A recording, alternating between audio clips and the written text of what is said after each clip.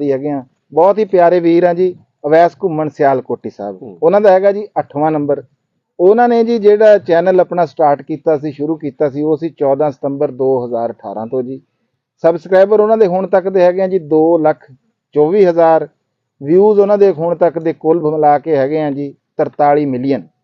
Video ਉਹਨਾਂ ਨੇ ਪਾਈਆਂ ਜੀ YouTube ਆਪਣੇ ਚੈਨਲ ਉੱਤੇ 1371।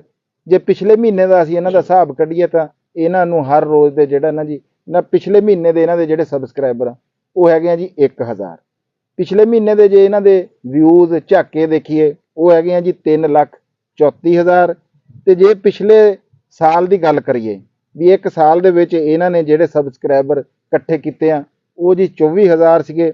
ਤੇ ਪਿਛਲੇ ਸਾਲ ਇਹਨਾਂ ਦੇ ਵਿਊਜ਼ ਸੀਗੇ ਜਿਹੜੇ ਝਾਕੇ ਉਹ ਸੀਗੇ ਜੀ 5 ਮਿਲੀਅਨ। ਤੇ ਪਾਪੂਲਰ ਵੀਡੀਓ ਜਿਹੜੀ ਇਹਨਾਂ ਦੀ ਸਭ ਤੋਂ ਉੱਤੇ ਗਈ ਆ, ਸਭ ਤੋਂ ਜ਼ਿਆਦਾ ਲੋਕਾਂ ਨੇ ਜਿਹੜੀ ਦੇਖੀ ਹੈਗੀ ਆ ਉਹ ਹੈਗੀ ਆ ਜੀ